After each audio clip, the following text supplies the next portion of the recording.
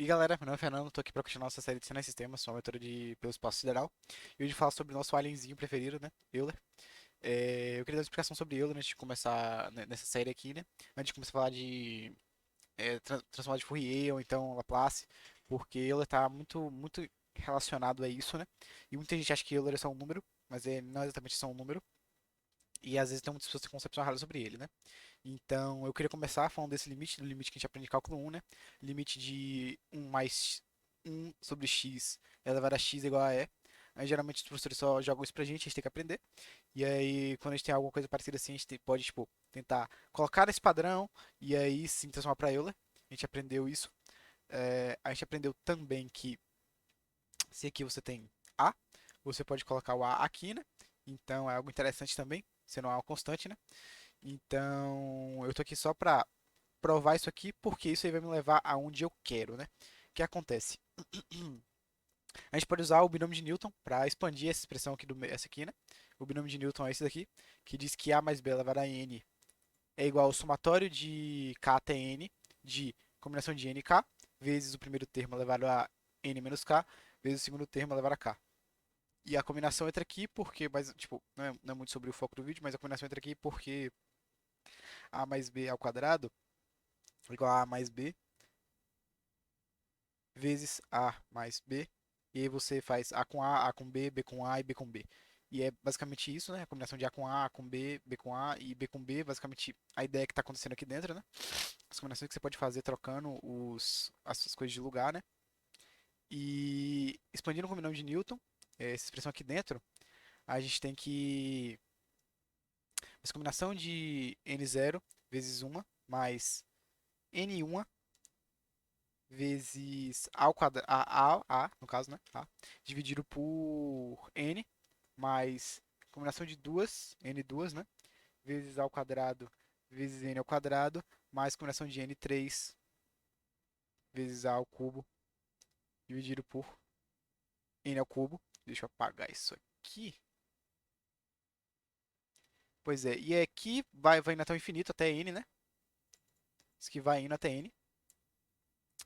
E pronto, decompomos nosso carinha aqui no meio, nesse cara, e aí a gente pode usar a fórmula de combinação, né, para descobrir, tipo, se dar um simplificado um pouco mais nessa expressão, né. No final que vai ficar um mais, se A for um, né, no caso, então vai ser um vezes A mais n vezes n menos uma dividido por n ao quadrado vezes A ao quadrado dividido por 2 fatorial mais n vezes n menos uma vezes n menos 2 dividido por n ao cubo vezes a elevado ao cubo dividido por 3 fatorial, né? Você vai ver para onde está indo. Isso que vai continuar até chegar em n, né? Nesse n. E... Certo. E agora? Daqui a gente vai partir para onde? A gente esqueceu, né? Que isso aqui é um limite. Então a gente finalmente pode aplicar o limite. Limite quando n vai para o infinito. E o que acontece aqui, né? Se você perceber, aqui em cima está sempre gerando um polinômio do mesmo grau do polinômio aqui de baixo, né? E aqui vai ser assim para tipo, todo sempre, porque aqui vai gerar um polinômio de grau 2, aqui um polinômio de grau 2, um polinômio de grau 3, um polinômio de grau 3. E quando isso aqui tende ao infinito, pelo fato dos graus deles serem iguais, isso aqui vai virar um, né? Então, quando a gente aplica n indo para o infinito, a gente vai ter 1 mais 1 vezes a, mais a ao quadrado dividido por 2 fatorial, mais a ao cubo dividido por 3 fatorial, e assim sucessivamente, né? Pronto. Quando a gente faz isso, a gente obtém que isso é igual a Euler vezes A. Por quê? Se você for perceber, quando você substitui A por um número qualquer, vamos dizer 1, e você começa a calcular isso aqui, somar, bota o computador para fazer isso aí, você vai ver que vai dar 2.7, tal, tal, tal, 1, 8, que é o número de Euler que a gente conhece. Só que se você coloca 2 aqui, vai dar 2 vezes 7.8, tal, tal, tal, vezes 2.781, né? Sim, tá certo. Você provou que aquele limite é igual a Euler quando A é igual a 1. Tá, tranquilo. Ou então quando A é maior que 1, vai ser elevado a A. Fechou, tá certo. Mas aonde você quer chegar? Porque Euler não é esse número aqui, Euler, ele não exatamente. Ele é quando A é um. Isso é um pouco diferente, né? Esse cara esse 2.718, ele é quando A é um, né? Esse aqui é o ponto principal daqui. Por que isso? Porque Euler, na verdade, ele não é um número, e sim uma função, né? A gente pode chamar Euler de exp, né? Exponencial. E aí, essa exponencial, se você for ver, é uma série convergente, né? Porque ela é crescente e o resultado vai estar sempre entre n e n mais um. Mas isso aqui é uma série. Euler, na verdade, é uma série de, deixa eu ver aqui, vai ser n ao cubo, n fatorial, dividido por x ao quadrado, né? Não, x elevado a n. De zero até infinito. Então, vai ser basicamente isso aqui, né? Euler vai ser basicamente isso aqui. E por que isso é importante pra gente, né? Por que isso aqui é importante pra gente? Porque, se você olhar Euler como um número, no momento que você encontrar Euler elevado a menos um, a raiz de menos um, você não vai entender, você não vai saber o que fazer, pô. Porque a concepção de potência que a gente tem se é elevado a 2, a gente vai lá e faz vezes duas vezes, né? Se aqui for n, se aqui for n, a gente vai fazer isso aqui n vezes. E aí, como que a gente faria para fazer isso aqui raiz de menos uma vezes, né? Não tem como. Só se você encarar Euler como a função que ele realmente é, a série, né? A função que ele é. Quando você coloca raiz de menos um nessa função, nessa aqui, ó, você vai perceber que, vamos só escrever ela aqui de novo para ficar melhor, né? Zero é infinito, exp de i, que é raiz de menos um, né? Igual a raiz de menos um, de i elevado a n fatorial, e que n igual a zero. Então, quando você colocar isso aqui, você vai perceber que vai ficar i elevado a zero dividido por zero fatorial, que é um,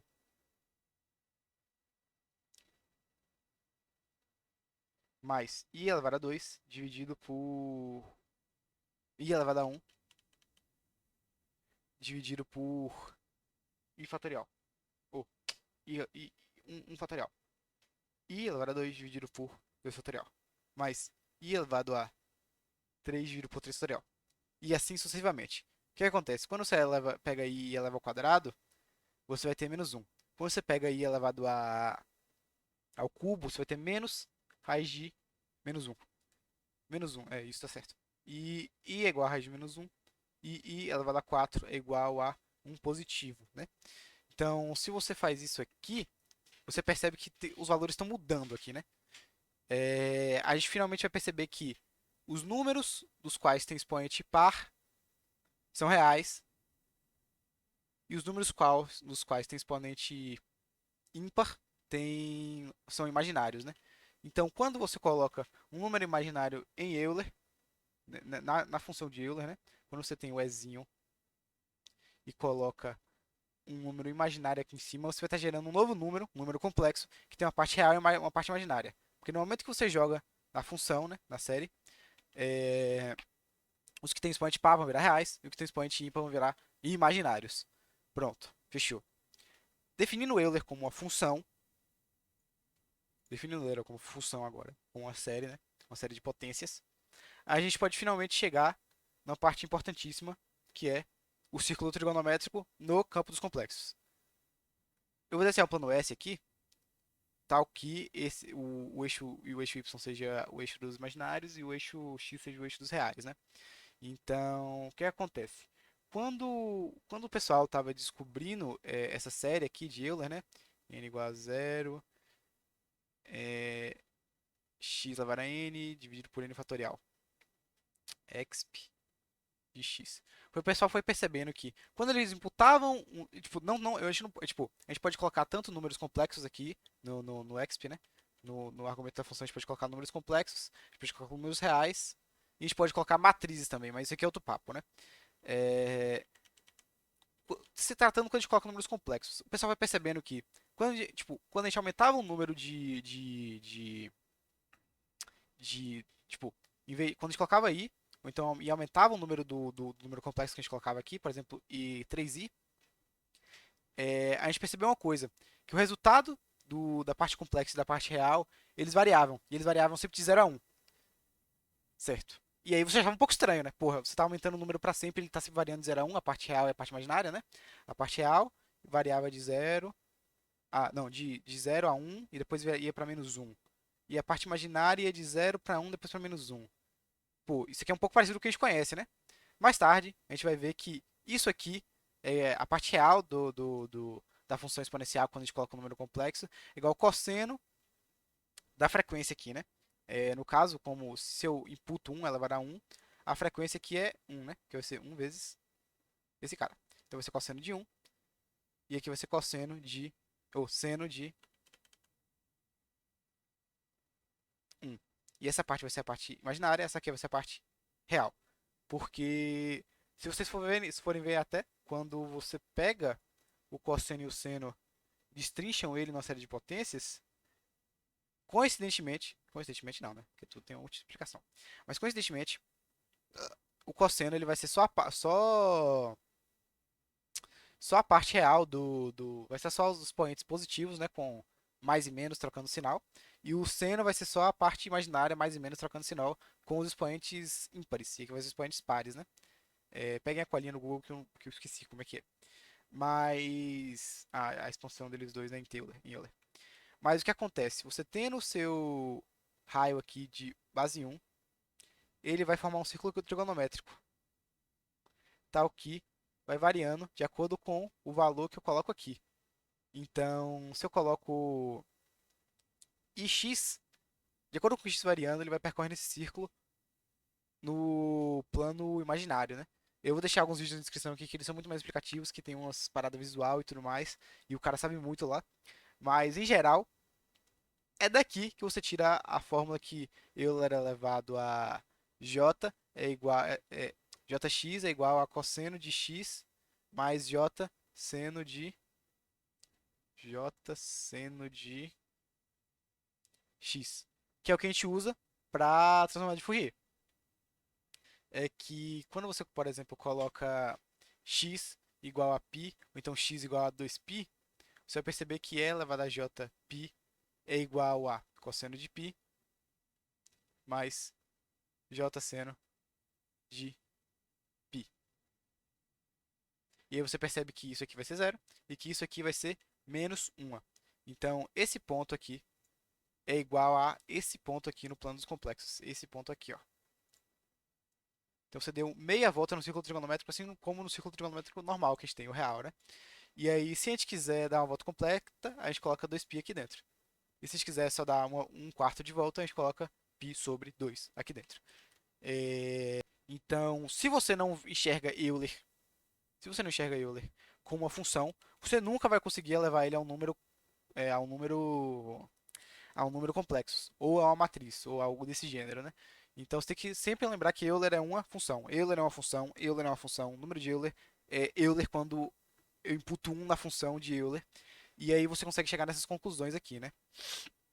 No mais é isso. Era só isso que eu queria explicar. E valeu, galera.